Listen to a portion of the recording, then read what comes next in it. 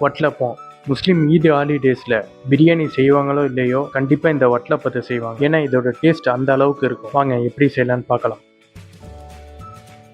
நான் இதுக்கு 30 முட்டை எடுத்திருக்கேன். 30 முட்டைக்கு 45 முந்திரி, 60 ஏலக்காய், சோம்பு 30 கிராம், ஒரு முட்டைக்கு 2 ஸ்பூன் அளவு சீனி ஆட் பண்ணிக்கணும். மொத்தமாக 60 ஸ்பூன் சீனி எடுத்து 30 முட்டைக்கு சீனி, முந்திரி, ஏலக்காய், சோம்பு மூணுத்தையுமே நல்லா மிக்ஸ் பண்ணி விட்டு மிக்சியில் ட்ரான்ஸ்ஃபர் பண்ணி நல்லா பவுடர் ஆக்கிக்கணும்.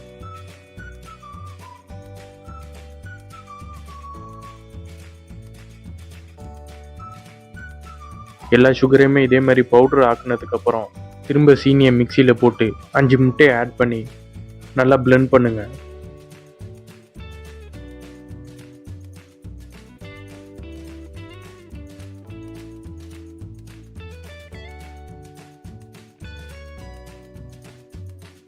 முட்டை பிளெண்ட் பண்ணும் போதே 1 டீஸ்பூன் சால்ட் ஆட் பண்ணணும். 30 முட்டைக்கு 1 டீஸ்பூன் சால்ட் தான் ஆட் பண்ணணும், அதுக்கு மேலே ஆட் பண்ணக்கூடாது.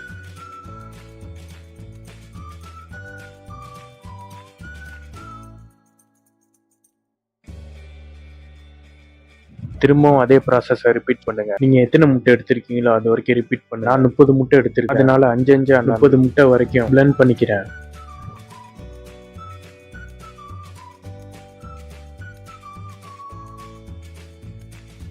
இதோட கன்சிஸ்டன்சி பார்க்கவே நல்லா திக்காகவும் நல்லா ரிச்சாகவும் இருக்கும்.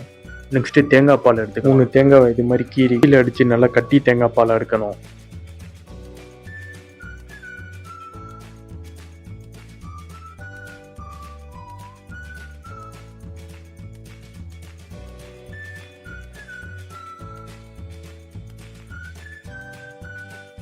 தேங்காய் பால் எடுத்ததுக்கு அப்புறம் நெக்ஸ்ட் வட்டலப்ப பேட்டர்ல 400 கிராம் குவான்டிட்டி உள்ள 3 டீன் மில்க் மேட் ஆட் பண்ணணும்.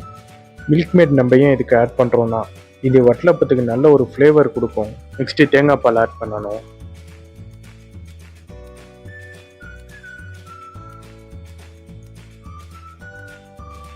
தேங்காய் பால் ஆட் பண்ணதுக்கு அப்புறம் 4 டேபிள் ஸ்பூன் நெய் ஆட் பண்ணிக்கணும்.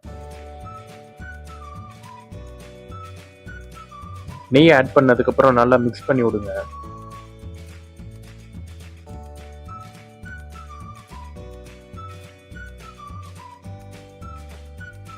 நல்லா மிக்ஸ் பண்ணதுக்கு அப்புறம் 1 டேபிள் ஸ்பூன் நெய் எடுத்து சட்டி ஃபுல்லா இது மாதிரி தடவிக்கோங்க. வட்டலப்ப பேட்டரை அப்படியே இதில் ட்ரான்ஸ்ஃபர் பண்ணிங்க. பெரிய சட்டியில் ஸ்டாண்ட் முழுகிற அளவுக்கு தண்ணியை வச்சு அதில் வட்டலப்ப பேட்டரை வைக்கணும். பேட்டர் வைக்கிறதுக்கு பெரிய சட்டி எடுத்துக்கோங்க, சின்ன சட்டி எடுத்துக்காது. வட்டலப்ப பேட்டர் சட்டியோட கம்மியாக இருந்தால் தான் உப்பி வரும்போது கேக் ஷேப்பில் நல்லா இருக்கும். நான் 30 முட்டைக்கு 2 சட்டியில் நான் வச்சுருக்கேன். நீங்கள் எத்தனை முட்டைக்கு பண்ணுறீங்களோ அதுக்கு தகுந்தாப்புல வச்சுக்கோங்க.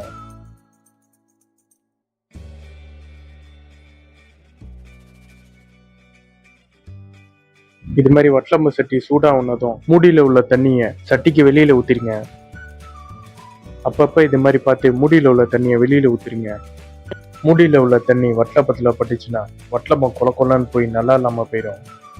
இட்லி மாதிரி கத்தியால் குத்தி பார்த்துக்கோங்க, வட்டலப்பம் வெந்திரிச்சா வேவலையாண்டு. நம்ம வட்டலப்பம் ரெடி ஆச்சு, பார்க்கவே நல்லா ஃப்ளஃபியாக இருக்குது. இதை கண்டிப்பாக வீட்டில் ட்ரை பண்ணி பார்த்துட்டு கமெண்ட்டில் சொல்லுங்கள். உங்களுக்கு இந்த வீடியோ பிடிச்சிருந்தா மறக்காமல் லைக், சப்ஸ்கிரைப், ஷேர் பண்ணுங்கள். அப்படியே பெல் ஐக்கனை ப்ரெஸ் பண்ணுங்கள்.